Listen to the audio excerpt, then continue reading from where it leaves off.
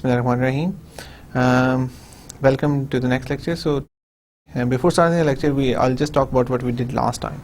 Summary of the last lecture. Last time we started talking about capital budgeting and the techniques of capital budgeting. In the capital budgeting हमने ये देखा था कि what is capital budgeting? Capital budgeting is budgeting of long term assets, जिसमें mostly fixed assets हमारे आते हैं, और हम ये देख रहे थे कि long term assets में investment होनी चाहिए, तो कैसे होनी चाहिए, हमने क्या सोचना है, क्या चीज़ें देखनी है, तो इस तरह की बहुत सारी चीज़ें हमने capital budgeting में देखी. And सेकेंडली हमने देखा कि what techniques we can use to find out कि जो भी इन्वेस्टमेंट कैपिटल जो भी इन्वेस्टमेंट हम डिफरेंट प्रोजेक्ट्स में करते हैं वो कौन सी टेक्निक से हमें पता चलता है कि which projects are better than the others. उसमें हमने काफ़ी सारी चीज़ें देखी. First of all we saw the payback method which is very simple method which tells us that अगर हम किसी एसेट में इन्वेस्ट करेंगे तो कितनी जल्दी हमारा पैसा रिकवर हो जाएगा. उसमें हम अगर हम किसी प्रोजेक्ट में 1 लाख रुपए इन्वेस्ट करते हैं तो हम ये देखते हैं अगर वो एसेट हमें मंथली 10,000 रुपये दे रहा है तो ये हमारा जो अगर हमने 1 लाख इन्वेस्ट किया तो मंथली अगर हमें 10,000 दे तो ये 10 महीने में हमारी इन्वेस्टमेंट पूरी रहती है. तो payback is a very simple method which just tells us कि how soon you can recoup your investment. It is a simple method. ये इसका मेन एडवांटेज ये है कि ये डिस्काउंटिंग यूज़ नहीं करता, which is one of the core concepts in finance, and that's why for any complex analysis we don't do this analysis. It is just used अगर आपने simply investors को बताना है, कोई ऐसी चीज़ करनी है जिससे वो satisfy होते हैं तो we can use it. Otherwise it is not of much value, not used today, not used widely. उसके अलावा हमने देखा था रिटर्न इन्वेस्टमेंट कि हमारी जो इन्वेस्टमेंट है उसमें हमारा रिटर्न कितना है वो हमने देखा था. There is a simple formula for that. And then we talked about net present value, the most important technique of capital budgeting, जिसमें हमने देखा था कि हमारे पास फ्यूचर कैश फ्लोज अगर जो आती है उनको हम डिस्काउंट कैसे करते हैं. डिस्काउंट करने के लिए हमने इंटरेस्ट रेट यूज़ किया था, वो 10% यूज़ किया था, और रीज़न उसका ये था कि 10% तो हमें बैंक से 10% पे हम कोई भी इन्वेस्टमेंट हमारे पास जितने भी पैसे पड़े अगर हम बैंक में रखेंगे तो 10% तो बैंक भी हमें दे रहा है, तो हमें we need more return than the bank return. So इसलिए हम 10% यूज़ करे थे कि एनपी भी हमें बताएगा कि ये जो एसेट्स हैं अगर इनकी कैश फ्लोज को हम 10% डिस्काउंट करते हैं तो क्या ये वर्थ इट है कि नहीं. अगर एनपी भी हमारी ज़ीरो आती है तो इसका मतलब है कि अगर हम पैसे बैंक में रखें या फिर इस प्रोजेक्ट में इन्वेस्ट करें इट्स द सेम, कोई ख़ास फ़र्क नहीं. एनपीवी अगर ज़ीरो है तो बैंक में रखना या फिर इस प्रोजेक्ट में इन्वेस्ट करना सेम चीज़ है. अगर एनपीवी नेगेटिव है तो इसका मतलब है कि बैंक में अगर हम पैसे रख रहे हैं तो हमें ज़्यादा फ़ायदा, अगर हम प्रोजेक्ट में इन्वेस्ट कर रहे हैं तो हम नुकसान में. एंड एनपीवी अगर पॉजिटिव है तब हमें पता चलता है कि हम अगर इस प्रोजेक्ट में इन्वेस्ट करते हैं बजाय इसके कि पैसे बैंक में रखें तो हमें ज़्यादा फ़ायदा. सो एनपीवी को हम पहले भी देख चुके हैं, अभी आगे भी और डिटेल में देखेंगे because it is the most important technique of capital budgeting and you will widely use it. So NPV को हम अभी और डिटेल में देखेंगे. उसके अलावा IRR, internal rate of return, जो एनपीवी से रिलेटेड है, वो हम आज के लेक्चर में देखेंगे. What is IRR and how to use in this kind of things. So moving forward, net present value NPV and internal rate of return. अभी और नेट प्रेजेंट वैल्यू तो आप पहले भी देख चुके हैं. अब हम इसमें ज़रा और फोकस करेंगे what is internal rate of return and how can it help you to find a discount rate and all these kind of things. So let's move forward to the lecture. In this lecture we'll discuss in detail the previous lecture topics that are net present value. Net present value हम previous lecture में देख चुके हैं in internal rate of return. The most important skill in this course is to understand the NPV equation and to calculate NPV as reliably as possible. देखिए इस course में एक जो सबसे इम्पोर्टेंट स्किल आपको मिल रहा है वो दैट इज़ एनपीवी, इसलिए इस पर फोकस करना बड़ा ज़रूरी है बिकॉज एनपीवी आपको वाइडली यूज्ड, ये एक ऐसी इक्वेशन है जो आपको हर जगह किसी भी प्रोजेक्ट में जब भी कोई बात आएगी तो एनपीवीज़ की बड़ी बात होगी. तो अगर आप उसको अंडरस्टैंड करते हैं, उसके सारे डायनामिक्स को समझते हैं तो life will be very easy for you. It is also the most important criteria in capital budgeting. Capital budgeting में सबसे इंपॉर्टेंट क्राइटेरिया भी एनपीवी है. It is very difficult to calculate because different inputs used in net present value equation are based upon a forecast, which may or may not be accurate. Example: future cash flows and sales. Difficulties with calculating NPV. सबसे बड़ा मसला ये है कि NPVs में जितनी भी चीज़ें आ रही हैं, देखिए फ्यूचर कैश फ्लोज जब हम बात करते हैं, जब हमने एक कैंटीन बिजनेस की जो मैं एक एग्जांपल लेके चल रहा हूँ, इन्वेस्टमेंट तो हमें पता है जो हमने 2 लाख करनी है, लेकिन हमने पहले साल की जो एजम्पशन ली है कि हर महीने 10,000 रुपया हमें फ़ायदा होगा और पहले साल में और दूसरे साल में हर महीने 20,000 फ़ायदा होगा, तो दीज आर एस्टिमेट्स। और एस्टिमेट सही भी हो सकते हैं, गलत भी हो सकते हैं, और कैश फ्लोज और सेल्स के एस्टिमेट सही भी हो सकते हैं, गलत भी हो सकते हैं। एंड दैट्स वाई एनपीवी उतनी ही इफ़ेक्टिव, उतनी ही रोबस्ट होगी जितना कि आपके एस्टिमेट्स। अगर आपने बहुत फ्लॉड एस्टिमेट किए हुए कि अगर मैंने एक कैंटीन बिजनेस स्टार्ट किया और मैंने एक बहुत फ्लॉड एस्टिमेट किया है कि कैंटीन का जो बिज़नेस है वो पहले साल हमें हर महीने 50,000 इनकम देगा और दूसरे महीने से हर महीने हमें 1 लाख रुपए इनकम देगा, हो सकता है ये सही assumptions भी हों, लेकिन मेन पॉइंट जो मैं आपसे पहले भी शायद मैं इस बारे में डिस्कस कर चुका हूँ कि अब जब भी एस्टिमेट्स लें तो एस्टिमेट्स के पीछे एक रैशनल होना चाहिए। एस्टिमेट्स इसलिए ले लें कि आपको लग रहा है कि ऐसे एस्टिमेट्स होने चाहिए तो आप ले लेते हैं। अगर मैंने एग्जांपल आपको कई दफ़ा दे चुका हूँ कि अगर हम कैंटीन के बिज़नेस की बात करते हैं तो अब एक तो हम खुद से एस्टिमेट ले सकते हैं, दूसरा हम ये कर सकते हैं कि हम ये देख सकते हैं कि अगर हमने एक कैंटीन किसी स्कूल या कॉलेज में शुरू की तो सराउंडिंग स्कूल या कॉलेज में जो कैंटीन्स हैं जिनके उतने ही बच्चे हैं जितने हमारे स्कूल या कॉलेज हैं, तो उनकी जो और जो उस कैंटीन में प्रोडक्ट्स हैं वो भी हमसे मिलती जुलती सेम है, तो उनकी जो सेल्स हैं कितनी है हमें एक नंबर मिल सकता है।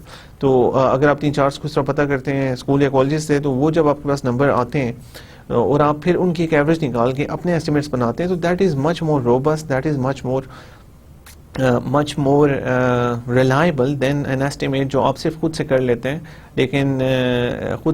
लेकिन उसका फिर रियलिटी से उससे उस तरह से कोई ताल्लुक नहीं होता।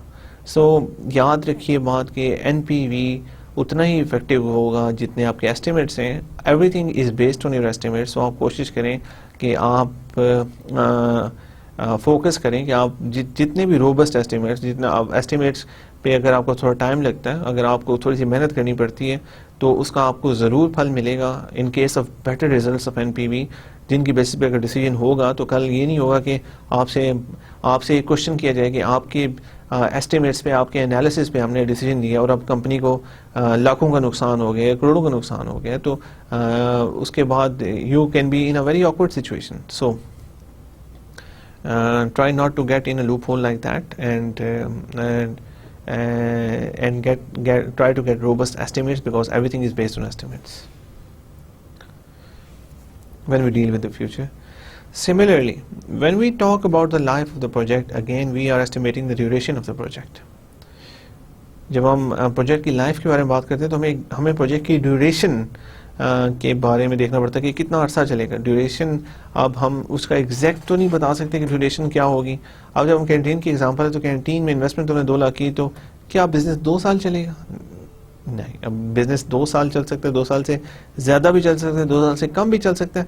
अब दैट डिपेंड्स कि अगर आपका 2 साल का कॉन्ट्रैक्ट है तो फिर तो 2 साल ही चलेगा, लेकिन अगर आपका कॉन्ट्रैक्ट नहीं है, you can run it as long as you want, then how to value that. अब ये सब कंसिडरेशंस, और उसके अलावा आप ये वैल्यू तो कर भी देते हैं कि हम उसको हमेशा के लिए चलाना चाहते हैं, लेकिन कोई ऐसी सिचुएशन फ्यूचर में आ जाती है कि बिजनेस अनप्रॉफिटेबल हो जाता है या कोई ऐसी सिचुएशन बनती है और आपको बिजनेस को बंद करना पड़ता है, तो वो भी एनालिसिस पे काफ़ी फ़र्क डालता है। तो इसके बारे में भी आपको काफ़ी सोचना पड़ेगा कि बिजनेस की ड्यूरेशन क्या है, और सही ड्यूरेशन लेने से आपका एनालिसिस काफ़ी बेहतर हो जाए। We also have to choose subjectively the discount rates to be used, including the cost of capital, opportunity cost, and required rate of return in the calculation of net present value. So discount rate जो हम choose करेंगे वो भी subjective है। Subjective से मुराद ये है कि वो आप पे डिपेंड करता है कि आप कौन सा डिस्काउंट रेट यूज़ करते हैं। जैसा कि मैंने पहले केस में आपसे कहा था कि बैंक में अगर रखने से हमें 10% मिल रहे हैं, तो हम कोई भी प्रोजेक्ट जिस पर इन्वेस्टमेंट करेंगे कम से कम उसे 10% ज़्यादा रिटर्न देना चाहिए, otherwise we will not invest in that project. So ये भी सब्जेक्टिव है। अगर आप एक बहुत कम डिस्काउंट रेट ले लेते हैं और बहुत ऑप्टिमिस्टिक डिस्काउंट रेट देते हैं, कम डिस्काउंट रेट लेते हैं, तो वो आप प्रोजेक्ट को एक्सेप्ट तो कर लेंगे, लेकिन फ्यूचर में हो सकता है कि वो प्रोजेक्ट आपको उतने रिटर्न्स ना दे सके। अगर आप एक बहुत कंजर्वेटिव एस्टिमेट लेते हैं, बहुत ज़्यादा हाई डिस्काउंट रेट ले लेते हैं, तो उसमें हो सकता है कि एक अच्छा प्रोजेक्ट हो, लेकिन आपका डिस्काउंट रेट बहुत ज़्यादा हाई ले लेने की वजह से आपकी कैलकुलेशंस गलत होगी। So again all these things are estimates, और ये एस्टिमेट्स अगर सही नहीं लेंगे तो उस पर काफ़ी प्रॉब्लम्स आपके पास आ जाएंगे। This is undergraduate course, so इसमें मैं एनपीवी की उतनी डिटेल्स में नहीं जाऊँगा। लेकिन इसके अलावा मैं ग्रेजुएट कोर्सेज भी फाइनेंशियल मैनेजमेंट में करवा चुका हूँ, जिसमें हम इस बात पे बहुत ज़्यादा फोकस करते हैं और देखते हैं कि ये सब चीज़ें कैसे हम बेहतर बना सकते हैं, और जिसमें हम केस स्टडीज़ कंपनीज़ की बड़ी केस स्टडीज़ देखते हैं, जिसमें हम सारा कुछ डिस्कस करते हैं कि कंपनी ने अगर ये एनालिसिस किया, ये एनपीवी यूज़ की तो क्यों की, कैसे की, ये सब चीज़ें देखी जाती हैं. If you are more interested in stuff like this, if you are more interested in understanding stuff like that, you can search on internet on advanced mechanisms of NPV, and you will find out a lot about all these details. अगर आप ये intricate short details देखना चाहते हैं, अगर if you're not interested, then जो मैं आपको चीज़ें बता रहा हूँ, that is more than enough at your level. But if somebody is keen, I am giving them the avenue to quench the thirst of their knowledge. We will discuss how to choose interest rate when we will talk about risk. In NPV, the idea is to bring back each cash flow to the present and then to add or subtract them on the present time. The project or investment which is offering the highest NPV gets the highest rank. I've talked about this to you before. Formula of NPV is equal to minus I naught plus TFT divided by 1 plus I raised to power T is equal to minus I naught plus CF1 divided by 1 plus I plus CF2 divided by 1 plus I raised to power 2 plus CF3 divided by 1 plus I raised to power 3, and so on. So this is the basic framework of NPV, which tells us how to use NPV. NPV जिसमें initial investment वापस आ जाती है, उसके बाद हम बाकी सारी कैश फ्लोज को डिस्काउंट करके प्रेजेंट में लेके आते हैं. Then we see that whether this project is giving us enough money or not to accept it or not. Importance of NPV in terms of objectives of financial management. The objective of financial management is to maximize shareholders' wealth. Now there is a direct link between shareholders' wealth maximization and NPV. It is mentioned earlier that the value of an asset is determined by future cash flows it generates. Importance of NPV in terms of objective of financial management. The objective of financial management is to maximize shareholders' wealth. Management का जो objective है, it is to maximize shareholders' wealth. अब there is direct link between shareholder wealth maximization and NPV. Direct इनमें link कैसे है? It is mentioned earlier that the value of an asset is determined by future cash flow it generates. किसी भी asset की value determine होती है इस बात से कि वो future में कितने cash flows generate करता है. We use these future cash flows and discount them to present and we call them NPV. Hence, there is a direct link between NPV and future cash flows. NPV हम करते क्या हैं? NPV में हम ये करते हैं कि जितनी भी future cash flows होती हैं उनको डिस्काउंट करके present में ले आते हैं and we call them NPV. इसलिए कैश फ्लोज और एनपीवी में एक डायरेक्ट पॉजिटिव रिलेशनशिप है, बिकॉज एनपीवी हमें यही बता रही होती है कि फ्यूचर में जितने भी कैश फ्लोज आ रहे हैं उनको हम डिस्काउंट करके अगर प्रेजेंट में लेके आते हैं तो उनकी क्या वैल्यू है. When the management of the company invest in positive NPV projects, they increase the economic value added and they also increase the market value added. जब कंपनी की मैनेजमेंट पॉजिटिव एनपीवी प्रोजेक्ट्स में invest करती है तो वो increase करती है economic value added को और मार्केट वैल्यू एडेड को. If you are rusty on this concept, you can go back to previous lectures and see what is economic value added, what is market value added. I've explained all these in one of the previous lectures and it's available for you to see again and again. It should be clear by now that when the company invests in positive NPV projects, they bring in value to the company. Increase in value of the company implies increase in shareholders' wealth. So अब तक ये clear हो जाना चाहिए कि जब company positive NPV project में invest करेगी तो हमारे पास कैश फ्लोज आएंगे, हमारे पास पॉजिटिव कैश फ्लोज बिजनेस के पास आएंगे फ्यूचर में, और उस चीज़ की वजह से वैल्यू बिजनेस की बढ़ेगी बिकॉज हम ज़्यादा पैसा बना रहे होंगे. That is the purpose of the business, to maximize the share holders wealth. हम शेयर होल्डर की वेल्थ को इंक्रीज करें. सो अब आपको ये रिलेशनशिप समझ आ गया होगा कि जो भी अगर कोई business positive NPV net present value projects में मुसलसल इन्वेस्टमेंट्स करता रहेगा तो उसकी जो शेयर होल्डर्स की वेल्थ है वो बढ़ती रहेगी, बिकॉज एनपीवी हमें सिंपली ये बताती है कि फ्यूचर में जो कैश फ्लोज हमारे पास आ रही हैं उनको हम डिस्काउंट करके प्रेजेंट में ला के इनिशियल इन्वेस्टमेंट से माइनस करेंगे तो हमारे पास पॉजिटिव कैश फ्लोज आ रही हैं या नेगेटिव कैश फ्लोज आ रही हैं. अगर पॉजिटिव आ रही हैं, invest in those project, it will add to the value of the shareholders. अगर negative आ रही है तो don't invest in those projects because it will decrease the value of the shareholders' wealth. So that is one importance of NPV and how it affects the value of the shareholders' wealth. Let us suppose that you invest rupees 100,000 in saving certificate.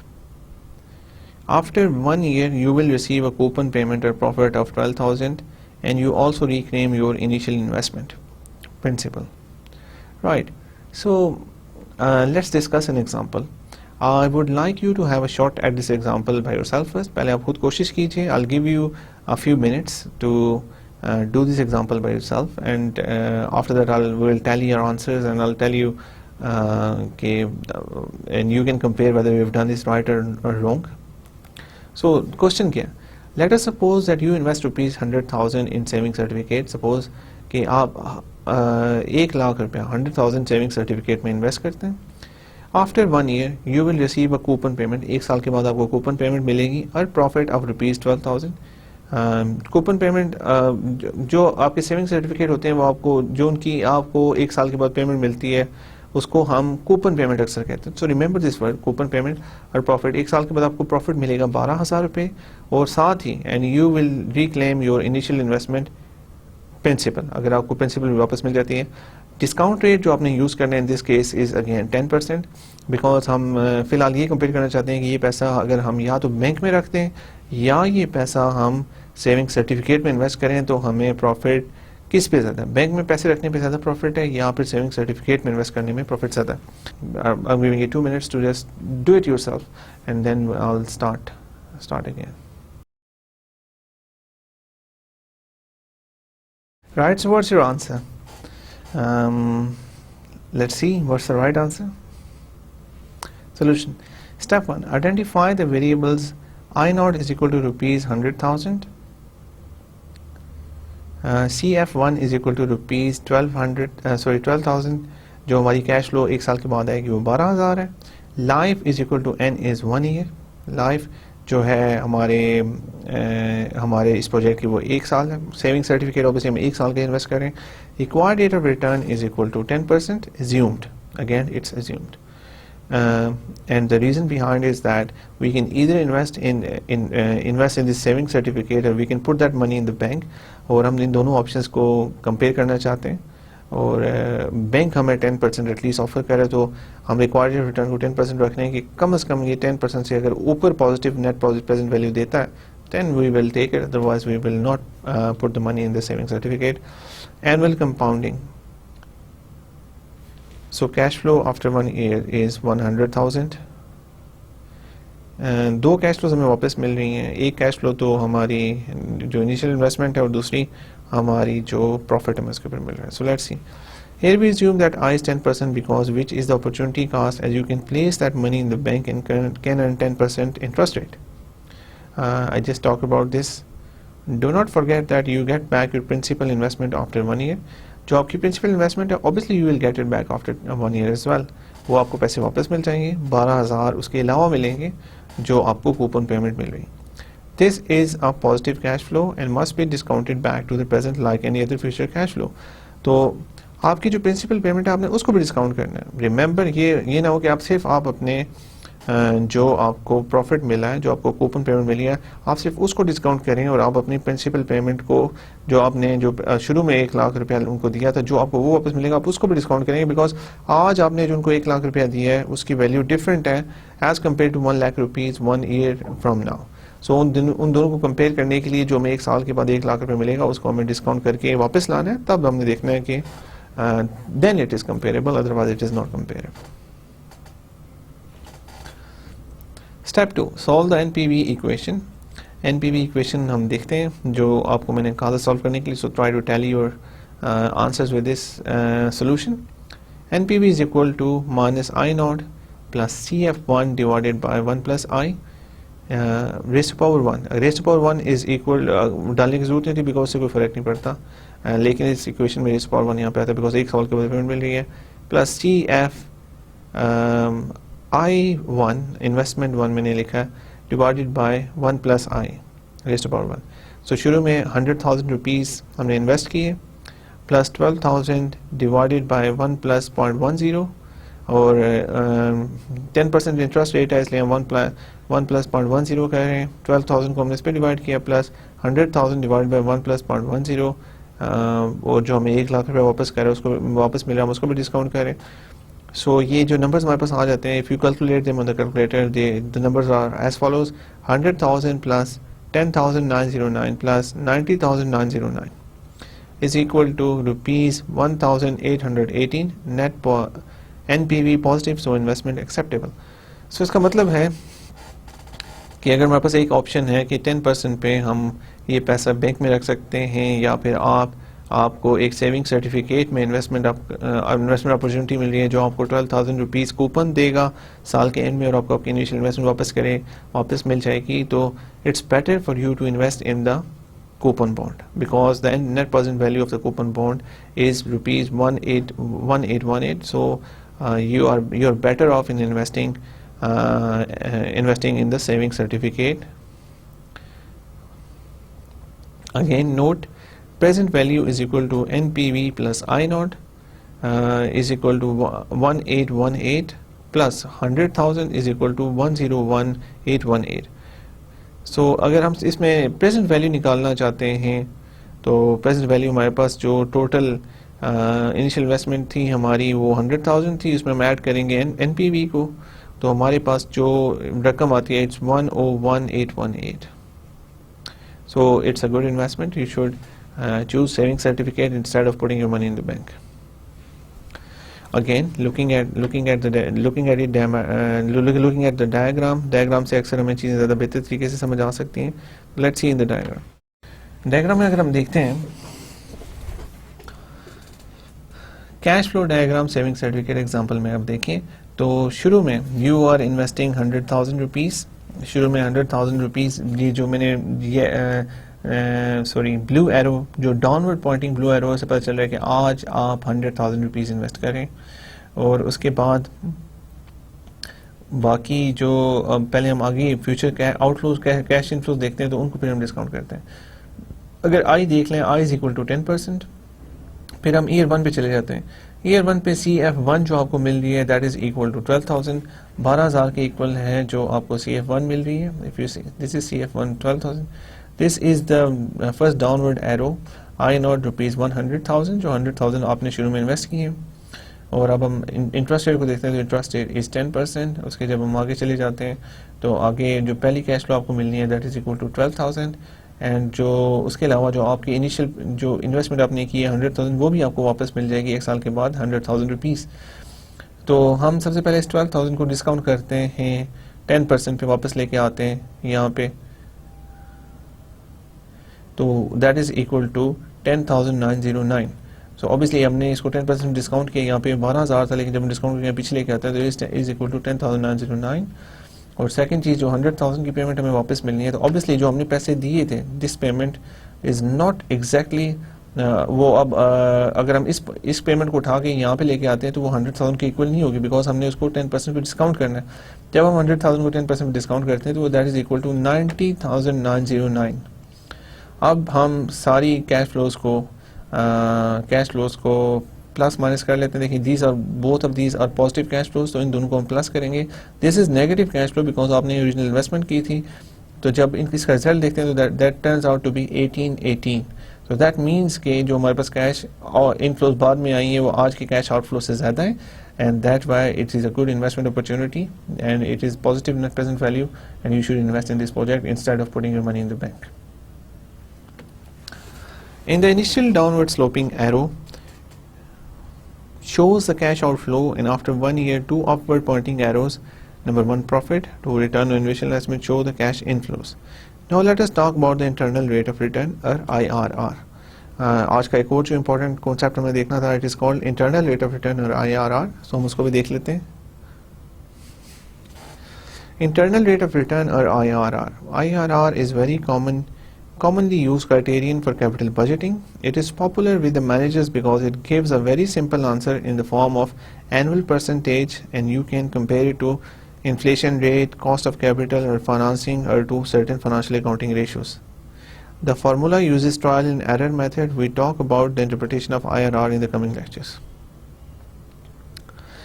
IRR बहुत commonly use होता है. It is popular with the manager. देखें basically जब हम returns की बात करते हैं तो मोस्टली हम देखते हैं इस प्रोजेक्ट में हमें 10% रिटर्न है, 15% रिटर्न है, 20% रिटर्न है. हम परसेंटेजेस में बात करते हैं. फिर हम इन्फ्लेशन को भी देखते हैं तो मोस्टली वो भी हमें परसेंटेज में बताई जाती है कि इन्फ्लेशन इज़ 5%, 4%, 9% जितनी भी है.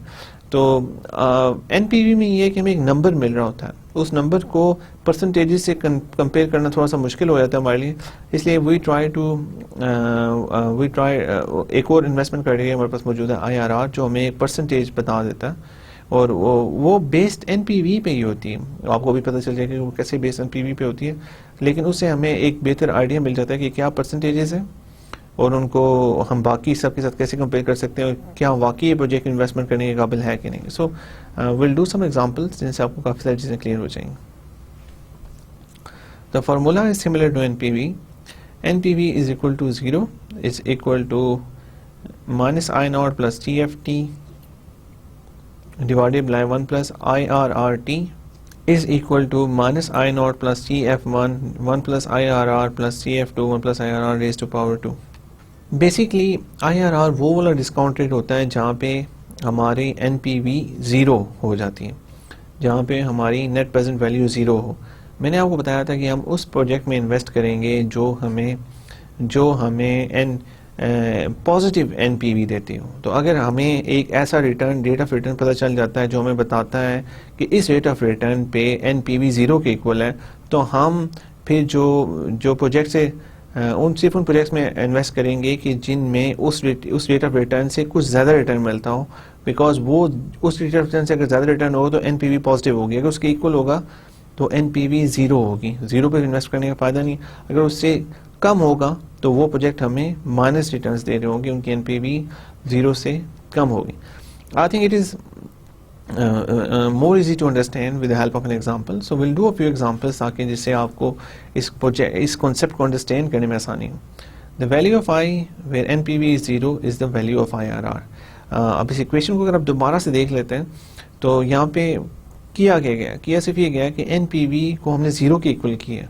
इक्वेशन वही है, NPV is equal to I0 plus आपकी जो कैश फ्लोज आ रही है उसको डिवाइड किया 1 प्लस इंटरेस्ट रेट की जगह मैंने IRR लिखा, IRR raised to power t. So इस इक्वेशन में जो NPV था हम इसको 0 के इक्वल सेट करते हैं. कहते हैं कि NPV जब 0 है तो बाकी ये सब चीज़ें हमारे पास आती हैं. अगर इसमें देखें this is equation with one, ये हमारे पास ऑलमोस्ट विद वन अननाउन रह जाती है. इनिशियल इन्वेस्टमेंट हमें पता है, कैश फ्लोज भी हमने एस्टिमेट की भी होती है हमें पता है, और हमें ड्यूरेशन भी पता होगी कितने साल हैं. तो इसमें सिर्फ एक अननाउन रहता है IRR. So algebraically we can find this rate of return, or then we can use that in our analysis. The value of I where NPV is 0, where NPV is 0 is the value of IRR, IRR represents the break-even return on investment, but the important thing to remember is the difference between IRR and NPV. When you are ranking different projects, the ranking you get from NPV may be different from ranking you get from IRR, because there is a major difference of interpretation between between NPV and IRR. IRR हमें break even point बताता है कि इसके ऊपर अगर हमें return मिलेगा तो अगर इसके ऊपर हमें रिटर्न मिलेगा then it's a positive return. अगर इस जितना हमें रिटर्न मिलना है तो then it is a break even return. यहाँ पे हमारा ज़ीरो रिटर्न. ब्रेक इवन से ही मुराद है कि हमारे खर्चे हमारे प्रॉफिट्स के बराबर है, हमें कोई रिटर्न पॉजिटिव रिटर्न नहीं है इसके अंदर. When you are ranking different projects, the ranking you get from NPV may be different from the ranking you get from IRR. जब हम प्रोजेक्ट को रैंक कर रहे होंगे तो जो NPV से हमें रैंकिंग मिलेगी वो हो सकता है कि डिफरेंट हो IRR की रैंकिंग से, because there is a major difference of interpretation of I between NPV and IRR. Because जो इंटरेस्ट रेट हम यूज़ करते हैं वो NPV और IRR में उसके इंटरप्रिटेशन में काफ़ी फ़र्क होता है. सो वो चीज़ें हम आज डिस्कस भी करेंगे आज के लेक्चर में भी, और जो हमारा इससे अगला लेक्चर है उसमें भी यही चीज़ें डिस्कस होंगी. The difference is that in the case of NPV, we are externally specifying the discount rate based on the required rate of return. In the NPV calculation, you have an idea of your opportunity cost for the capital and you use it as I. जो basic difference अब ये है कि in the case of NPV, we are externally specifying the discount rate based on the required rate of return. कि NPV के case में आपने देखा होगा कि हम जो रेट ऑफ रिटर्न यहाँ पे आई यहाँ पे यूज़ कर रहे थे वो हम खुद से बता देते हैं, वी एक्सटर्नली, हम वो एक्सटर्नली बता देते हैं। देखिए मैंने पहले आप पिछले काफ़ी केसेस में जहाँ पे जो आई यूज़ किया वो मैंने आपको बता दिया कि इट इज़ गिवन, और उसके पीछे रैशनल ये है कि हम ये देखते हैं कि अगर हमारे पास कोई और इन्वेस्टमेंट अपॉर्चुनिटी है, जैसे कि हम वो सेफ में इन्वेस्टमेंट अपॉर्चुनिटी को पैसा हम बैंक में रख सकते हैं, वो हमें 10% ऑफर कर रहा है, तो हमें या इस प्रोजेक्ट से कम 10% से ज़्यादा चाहिए। अगर 10% ज़्यादा चाहिए तो हम यहाँ पे आई को 10% यूज़ करते हैं कि हमें जो NPV कैलकुलेशन मिले, NPV कैलकुलेशन वो हमें बता सके कि 10% से हमें ज़्यादा रिटर्न मिल रहा है कि नहीं मिल रहा। हम ये देखना चाहते हैं फ्यूचर कैश फ्लो से इस इन्वेस्टमेंट के ऊपर। ये उस केस में जब हमें पता हो कि हमारी कॉस्ट ऑफ कैपिटल क्या है, रिक्वायर्ड रेट ऑफ रिटर्न क्या है। Mostly it is clear to the companies को पता होता है कि उनका रिक्वायर्ड रेट ऑफ रिटर्न क्या है, कि रिक्वायर्ड रेट ऑफ रिटर्न बहुत सारी चीज़ों पर डिपेंड करता है। ऑब्वियसली देखें कंपनीज मोस्टली जो उनके पास पैसे होते हैं वो दो तरीक़ों से आते हैं। एक तो या तो वो इक्विटी से आते हैं, वो अपने शेयर्स ऑफर करते हैं और शेयर होल्डर्स कंपनी में इन्वेस्ट करते हैं, या दूसरा डेट। और जब हम कंपनी की weighted average cost of capital देखते हैं, जब हम कॉस्ट ऑफ कैपिटल देखते हैं कि उनके पास जो पैसा आया है वो किस कॉस्ट पे आया है, तो फिर हम देखते हैं कि इक्विटी होल्डर्स को कितना रिटर्न चाहिए, डेट होल्डर्स को कितना रिटर्न चाहिए। हम देखते हैं कि इक्विटी की परसेंटेज कितनी है, डेट की परसेंटेज कितनी है। वो सब देखने के बाद हमें पता चलता है कि इस कंपनी की weighted average cost of capital कितनी है। Based on that weighted average cost of capital, we set, फिर हमें देखना पड़ता है कि अगर हमें पीछे हमें इस रेट पे हमें पीछे से इन्वेस्टमेंट मिली है। लाइक अब हम बात करते हैं कि हमें 8% हमारी weighted average cost of capital है, तो हम किसी ऐसे एसेट में इन्वेस्ट नहीं कर सकते, किसी ऐसे प्रोजेक्ट में इन्वेस्ट नहीं कर सकते जो हमें 7% रिटर्न दे रहा हो। So you are getting the idea now. फिर हमें ऐसे एसेट्स में इन्वेस्ट करना पड़ेगा जो हमें 10%, कम से कम 8% से ऊपर रिटर्न दे रहा हो। अगर हमारी weighted average cost of capital 8% है तो हम जो आई है यहाँ पे वो यूज़ करेंगे कम से कम 8% यूज़ करेंगे। 8% इज़ द मिनिमम। हो सकता है हम 9% यूज़ करें या 10%, बिकॉज हम मिनिमम रेट ऑफ रिटर्न हमें नहीं चाहिए, हमें एक उसके ऊपर और परसेंटेज चाहिए जिसके ऊपर हम रिजल्ट चाहते हैं। सो in some cases we are quite sure about the rate of return, तो हम उसको यूज़ कर सकते हैं। NPV calculations, you have an idea of your opportunity cost of the capital and you use it as I, जैसा कि मैंने आपको बताया। As mentioned earlier, that rate given by bank on account is considered as opportunity cost of your capital। दो चीज़ें मैंने आपको बताई, या तो आप अपनी weighted average cost of capital निकालेंगे और देखेंगे कि ये हमारी कॉस्ट ऑफ कैपिटल है, उसके बाद हमारे पास जो प्रोजेक्ट है वो कम से कम ये कॉस्ट ऑफ कैपिटल पूरा करें या उससे ऊपर थोड़ा सा रखेंगे। क्या दूसरी चीज़ ये कि आप अपॉर्चुनिटी कॉस्ट देखें कि अगर ये पैसे मैं या तो इस प्रोजेक्ट में लगाऊं या बैंक में रखूं। अगर इस प्रोजेक्ट पे लगाऊं, अगर बैंक में रखूंगा तो मुझे रिस्क फ्री इंटरेस्ट रेट मिल रहा है, कोई रिस्क नहीं लेना पड़ रहा, वो मुझे 10% मिल रहा है, तो इससे कम से कम मुझे उससे ज़्यादा देना चाहिए। सो अपॉर्चुनिटी कॉस्ट जो है उससे ज़्यादा इसको देना चाहिए। And you will invest in the project which earns more than the rate offered by the bank.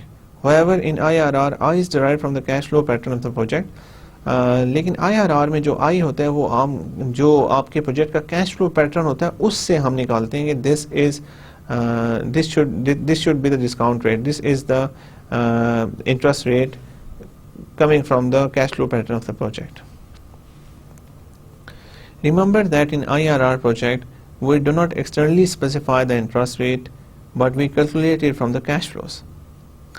जैसा कि मैंने आपको इस इक्वेशन में पहले बताया, देखें कि इसमें हम नहीं बता रहे कि इंटरेस्ट रेट यहाँ पे क्या है, हम उसको जो कैश फ्लोज है उसमें से स्पेसिफाई करने की कोशिश करते हैं। कैश फ्लो के स्ट्रक्चर से हमें पता चलता है कि ये वाला इंटरेस्ट रेट क्या होना चाहिए, बिकॉज NPV को हम यहाँ जीरो कर देते हैं, बाकी सब हमारे पास चीज़ें मौजूद हैं, सिर्फ IRR नहीं है, तो अलजेब्रिकली हम इस इक्वेशन से IRR को निकाल लेते हैं। Therefore in the IRR it is what you call forecasted rate of return or an intrinsic rate of return.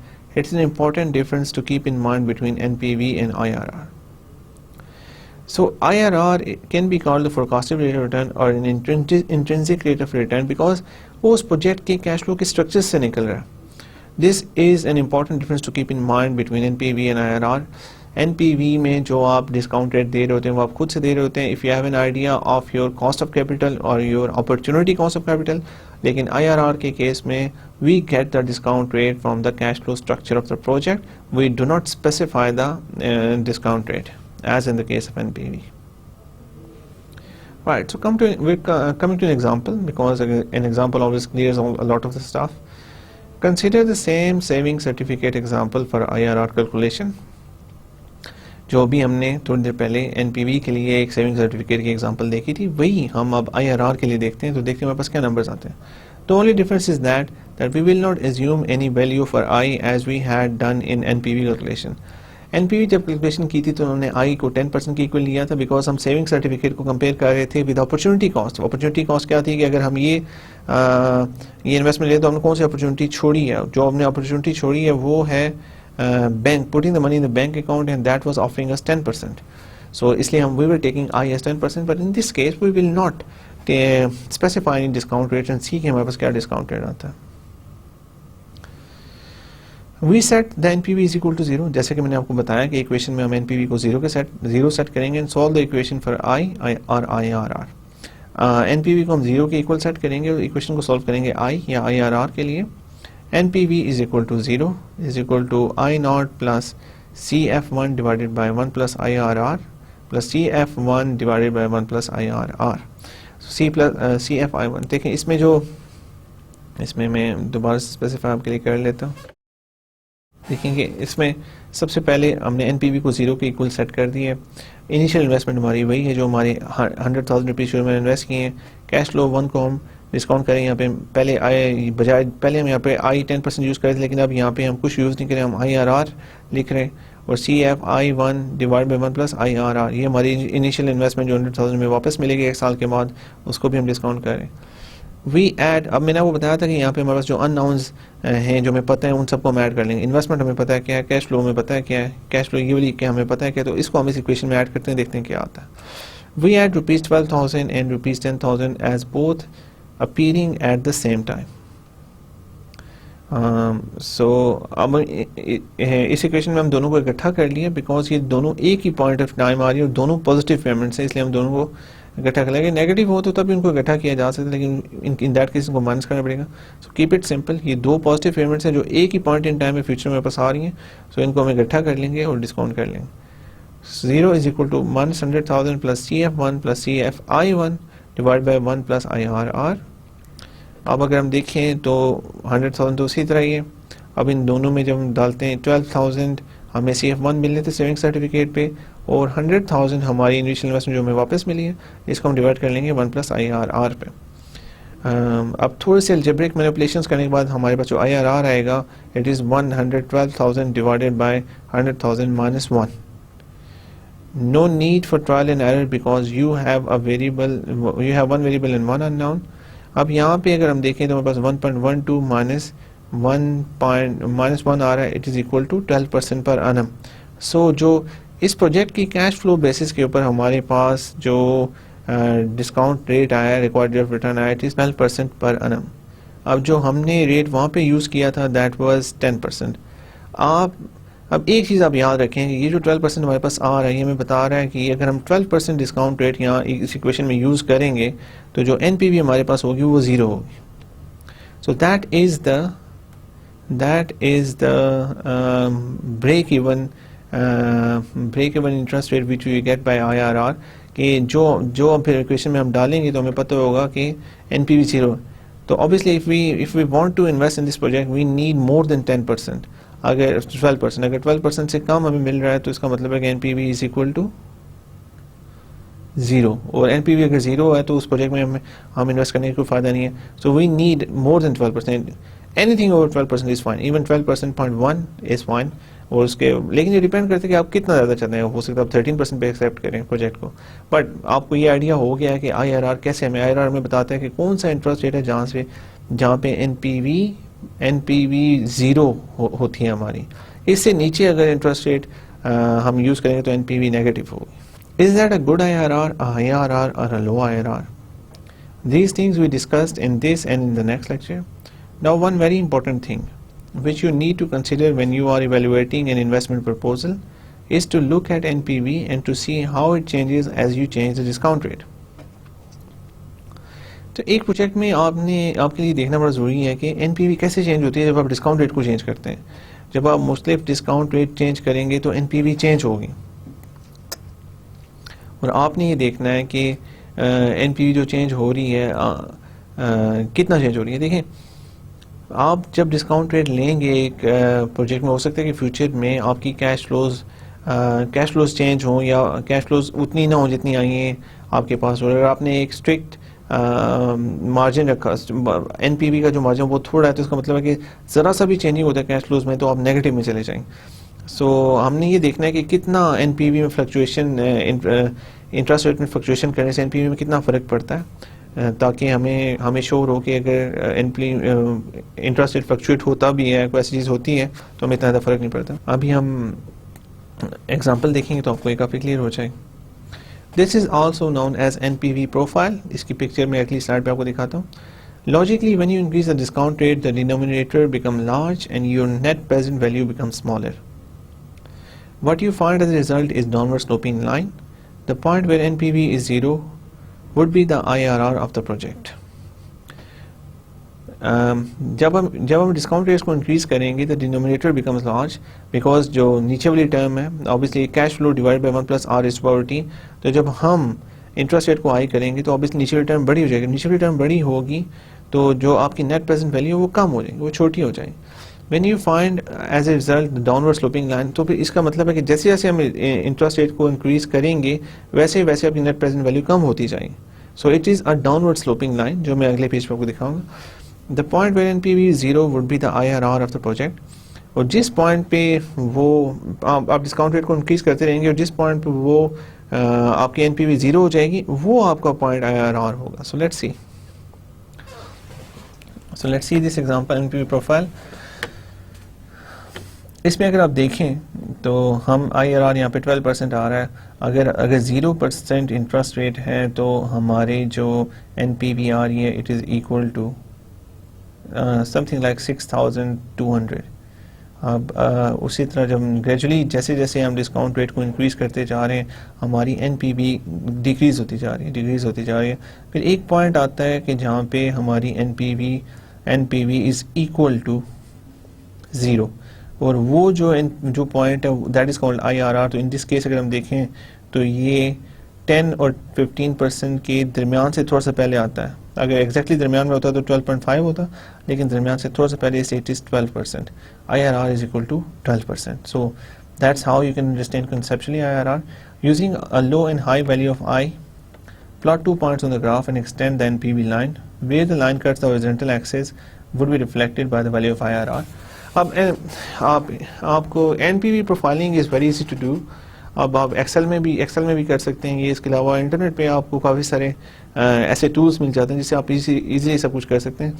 These things were hard to do in the past because हमारे पास इतनी computing capabilities नहीं हुआ करती थी. But nowadays we are equipped with the modern day technologies, और हम इसीलिए उनको यूज़ करके ये सब एनालिसिस आसानी से आप कर सकते हैं. Use this graphical technique when the investment or the project life is longer than 2 years. 2 साल से ज़्यादा हो, then use this graphical technique. Graphical technique very useful in IRR calculation as there are polynomial equations that are time consuming to solve algebraically in terms of I. देखिए अगर 2 साल से ज़्यादा equation बड़ी हो जाती है तो 2 साल से ज़्यादा होते हैं तो उसमें एक थोड़ा सा मसला, 2 साल से बड़े हो जाते हैं तो उसमें हमें ग्राफिकल टेक्निक यूज़ करेंगे तो उसमें फ़ायदा होगा. बिकॉज अगर आप 2 साल के बाद देखते हैं अगर इक्वेशन 2 साल से ज़्यादा की होती है तो ये IRR यहाँ पर तो रेज़ टू पावर 1 है. अब सेकंड ईयर में जब जाएंगे तो रेज़ टू पावर 2 हो जाएगी, फिर रेज़ टू पावर 3 हो जाएगी. सो ये फिर कैलकुलेट तो ये हो जाता है लेकिन it gets very hard to calculate. आप वैसे अगर आप कैलकुलेट करना चाहें यू कैन यूज़ कैलकुलेटर, और आज फाइनेंस के कैलकुलेटर्स काफ़ी आ रहे हैं जिनमें आप आराम से कैलकुलेट कर सकते हैं. लेकिन उसके अलावा इंटरनेट पे you can easily calculate it. लेकिन अगर आप उसको ग्राफिकल तरीके से करेंगे तो आप आसानी से कैलकुलेट कर पाएंगे बजाय इसके कि if you want to do it algebraically, because powers काफ़ी ज़्यादा हाई हो जाती है फिर उनको मैनिपुलेट करना थोड़ा सा मुश्किल हो जाता है. Comparing the NPV of 2 or more investments to study how sensitive the NPV of the different investments are to discount rates. Ranking to different investments. अब आपके पास अगर 2 इन्वेस्टमेंट्स आती हैं तो उनको रैंक कैसे किया जाए. Let us consider 2 investment opportunities. One investment is the saving certificate which we described earlier, and the second investment is a bank deposit of rupees 100,000 at 10% interest compounding annually for 2 years. अब हम 2 opportunities की बात करते हैं. One is investment in the saving certificate which is described here, and the second is bank deposit of rupees 100,000 at 10% interest compounded annually for 2 years, right? So this is not the same thing. अब यहाँ पे अगर हम bank में रखें तो compounded annually for 2 years. अब वो एक पैसा, एक तो मैंने आपको ऑप्शन पहले बता दी है जो हमने सेविंग सर्टिफिकेट देखी है. दूसरे में क्या हो रहा है कि 100,000 रुपीज़ है वो 10% इंटरेस्ट कंपाउंडेड एनुअली, वो एनुअली कंपाउंड हो रहे हैं 2 साल के लिए. तो अब हम इन दोनों इन्वेस्टमेंट को कंपेयर करके देखते हैं with use of NPV and IRR, ताकि आपको भी आइडिया हो जाए कि आप अगर सिचुएशन में हो तो आप कैसे इन दोनों इस वक्त इन्वेस्टमेंट्स को कंपेयर करेंगे. NPV and IRR numerical comparing the two investments. Since we have calculated the NPV and IRR of the savings certificate, we would calculate the NPV and IRR only of the bank deposit rate. NPV and IRR हम पिछली की कर चुके हैं. Let me just revisit them if I can for you again. ये हमने जो NPV savings certificate की फाइंड की थी, that is the equation for that. Initial investment हमारे पास आई, that is 100,000 जो हमने की थी. कैश फ्लो जो फर्स्ट थी वो 12,000 थी और इसको 1 प्लस आई पे हमने डिवाइड किया. 10% was required rate of return, 1 plus 1.0. हमारे पास जो इन्वेस्टमेंट वापस हमें मिली लेकिन वो 1 साल के बाद मिली, इसलिए इसको हम डिस्काउंट करेंगे. 100,000 डिवाइड बाई 1 प्लस 10, तो हमारे पास इनिशियल इन्वेस्टमेंट 100,000 प्लस 10,909 प्लस 90,909, ये 3 आ गई. और जब मैंने इनको प्लस माइनस किया तो हमारे पास 1818 हमारी नेट प्रेजेंट वैल्यू आ गई. ये ग्राफिकली भी मैंने आपको बताया था 2 पेमेंट्स हैं. एक को हम जब पीछे लाते हैं तो 90,000 बनती जो इनिशियल इन्वेस्टमेंट थी, 12,000 हमारी 1099 बनती है एंड ओरिजिनल इन्वेस्टमेंट हमारी इतनी थी, discount 27%. So the NPV is 1818. Coming to IRR calculation of this जो अभी हमने थोड़ी रिसेंटली की है. सो IRR में हमने NPV को 0 पे सेट किया था. हम ये देखना चाह रहे थे कि वो कौन सा डिस्काउंट रेट है जो हम हासिल कर पाएंगे अगर हम NPV को 0 के इक्वल सेट करें. सो अब यहाँ पे अगर देखें तो हमारे पास बाकी सब चीज़ें मौजूद हैं. Only IRR is missing, so we can find it using algebra. 12,000 and 10,000 जो सॉरी ये 100,000 यहाँ पे 12,000 एंड 100,000, ये एक टाइपिंग मिस्टेक. ये एक ही टाइम पे आ रहा है इसलिए हम दोनों को इकट्ठा कर लेते हैं. CF1 और CF2 इंटरेस्ट और जो IRR है वो दोनों सेम ही है यहाँ पे जो अननोन है. सो यहाँ पे -100,000 plus CF1 plus CFI1 divided by 1 plus IRR. अब इन दोनों को हमने ऐड कर लिया और हमारे पास जो फाइनली IRR की इक्वेशन थोड़ा सा अलजेब्री मैनिपुलेट करें तो 112,000 डिवाइड बाई 100,000 -1 आ गया. और देखा जाए तो हमारे पास जो इंटरनल रेट ऑफ रिटर्न है दैट इज़ इक्वल टू 12%. ये वो वाला रेट ऑफ रिटर्न है जहाँ पे हमारी नेट प्रेजेंट वैल्यू 0 के इक्वल है. तो we would require an IRR of more than 12%.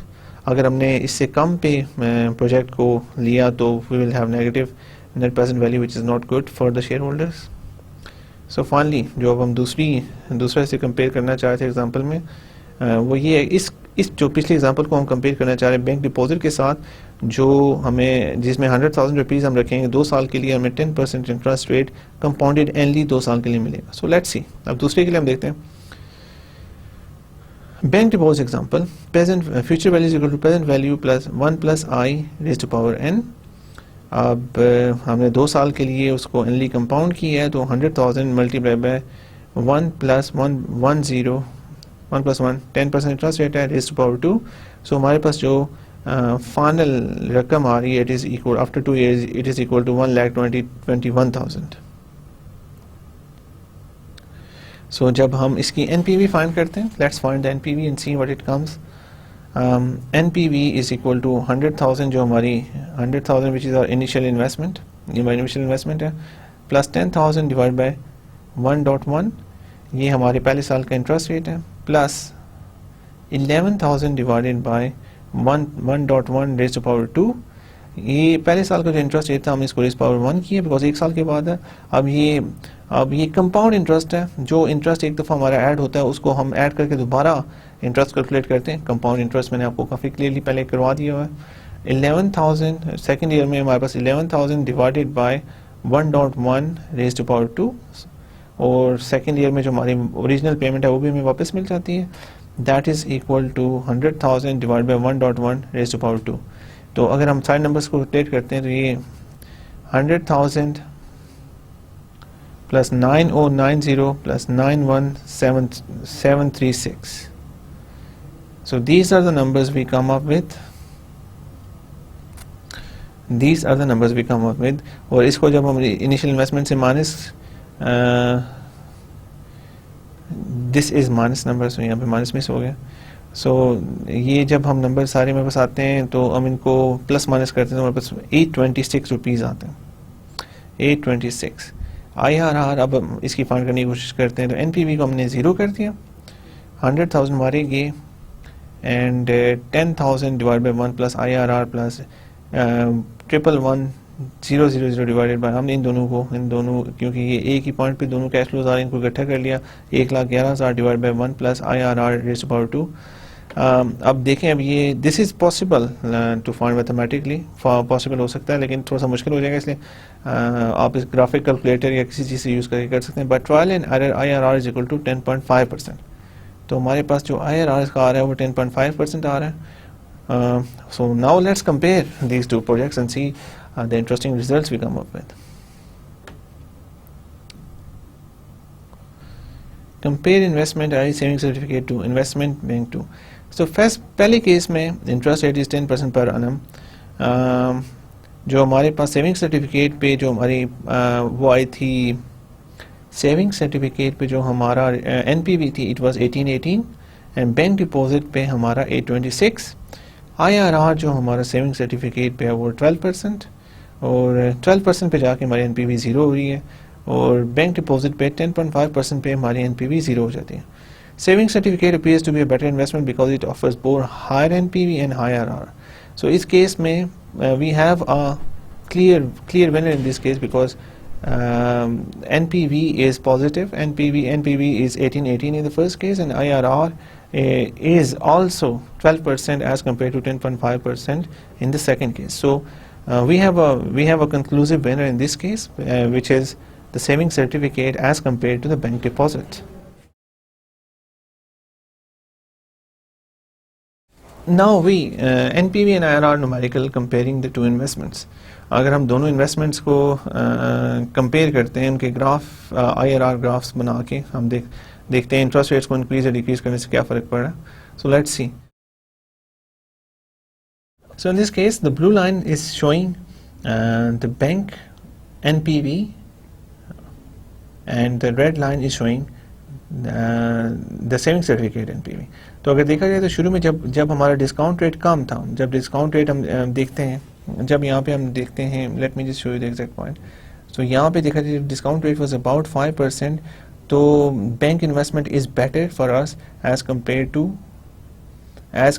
To saving certificate because bank में जो कैश फ्लोज हमारे पास आ रही हैं वो दूसरे साल में ज़्यादा आ रही हैं, दूसरे साल में ज़्यादा हाई कैश फ्लोज हैं और इसमें सारी कैश फ्लोज हमारी पहले साल में वापस मिल जाती हैं. अगर हमारा डिस्काउंट रेट कम है हम उनको 10% पर डिस्काउंट करके पीछे लेके आ रहे हैं. अगर हमारा डिस्काउंट रेट 5% है तो then it's a better investment. लेकिन जैसे जैसे हम डिस्काउंट रेट को इंक्रीज़ करते हैं तो एक ऐसा पॉइंट आता है, let's see.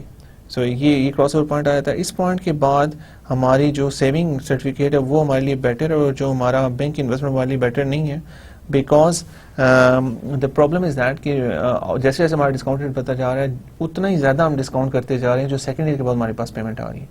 So that's why we have to consider that. अब देख लें कि जो बैंक का हमारा इंटरनल रेट ऑफ रिटर्न आ रहा है जहाँ पे NPV ज़ीरो हो रही है, इट इज़ इक्वल टू 10% से थोड़ा ज़्यादा 10.5%.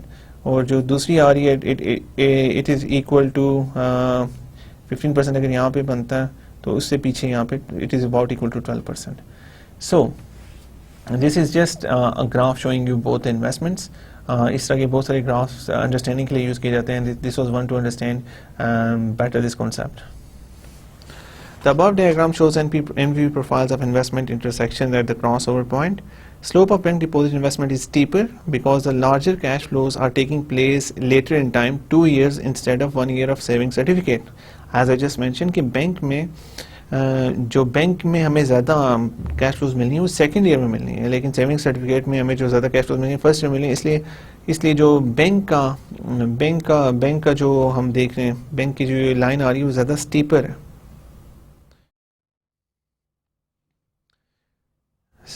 Size of the discounting factor goes exponentially with time, so NPV graph falls much faster.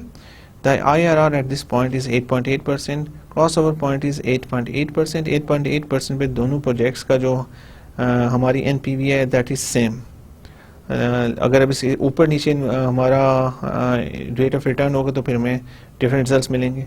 और हमने अपने केस में जो देखा है, जो हम रेट ऑफ रिटर्न यूज़ करें वहाँ पे जो बेसिक प्रोजेक्ट्स दोनों की कैश फ्लो की स्ट्रक्चर है उसकी बेसिस पे एक IRR हमारे पास 10.5% आ रहा है बैंक वाले का और दूसरे का IRR हमारे पास 12% आ रहा है.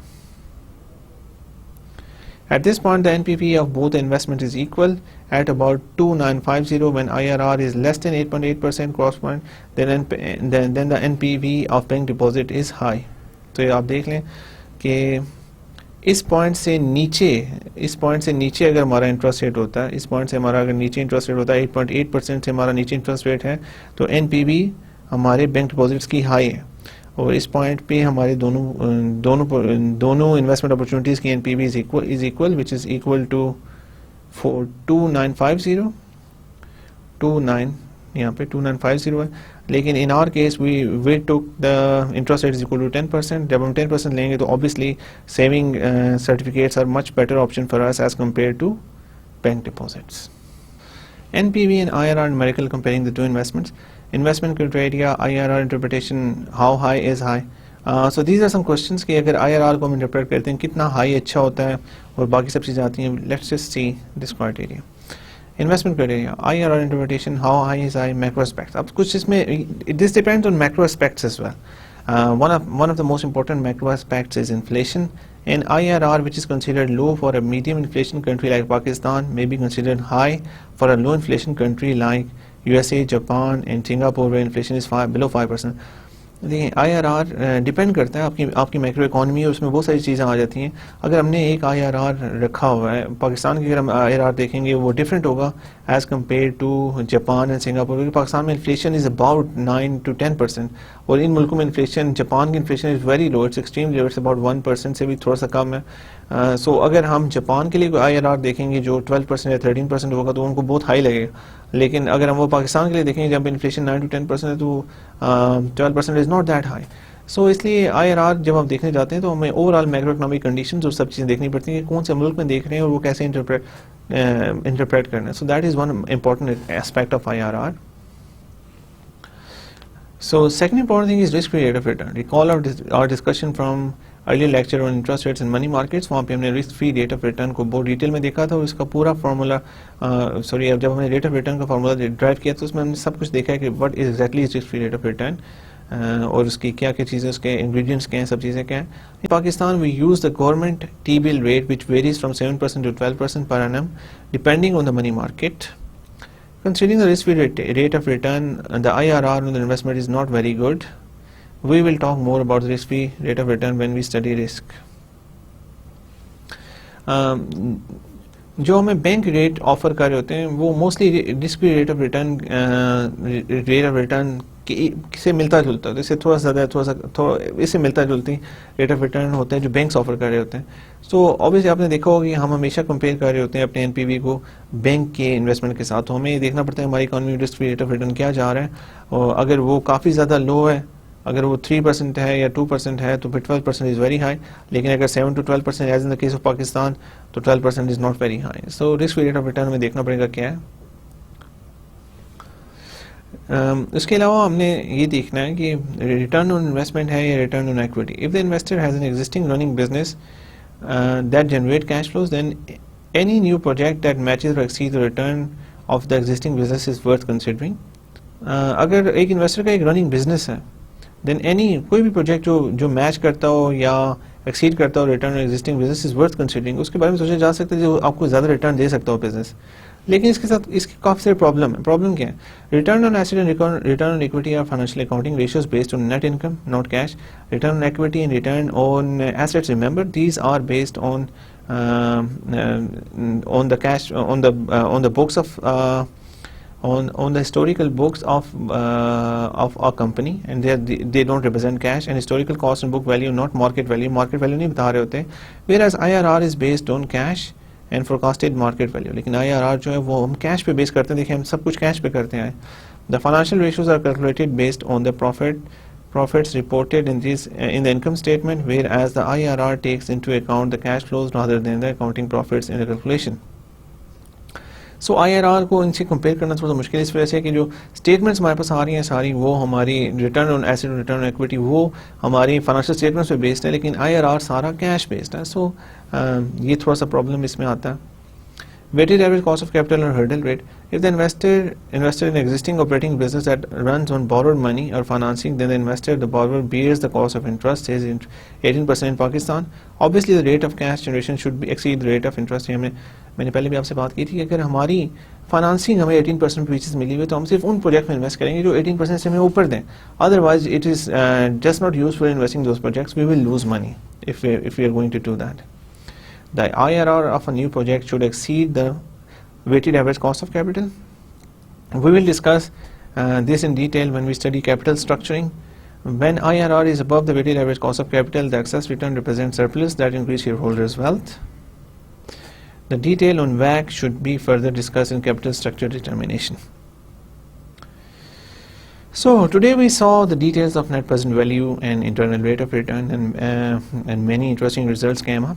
And IRR में हमने काफ़ी सारी चीज़ें देखी। हमने दो प्रोजेक्ट्स को भी कंपेयर करके देखा कि how they are different, how they अगर हमारे पास डिफरेंट मेजर्स आ रहे हैं तो उनको कैसे कंपेयर करेंगे। सो कंसिडरिंग दिस, जो अगला लेक्चर हम अभी करेंगे उसमें इंशाल्लाह हम NPV की प्रैक्टिकल कैलकुलेशंस के साथ जो हमें प्रॉब्लम्स आती हैं उनको हम डिस्कस करेंगे। If we are going to calculate NPV, prediction में क्या प्रॉब्लम्स आ रहे हैं, कैलकुलेशन में क्या चीज़ें आ रही हैं। तो अगर, और दूसरी चीज़ हमने इंपॉर्टेंट देखनी है वो ये है कि अगर अकाउंटिंग मेजर्स हमारे पास सारे अवेलेबल हैं तो उसके अंदर से हम कैश फ्लो कैसे निकाल सकते हैं जो NPV के लिए यूज़ करनी है।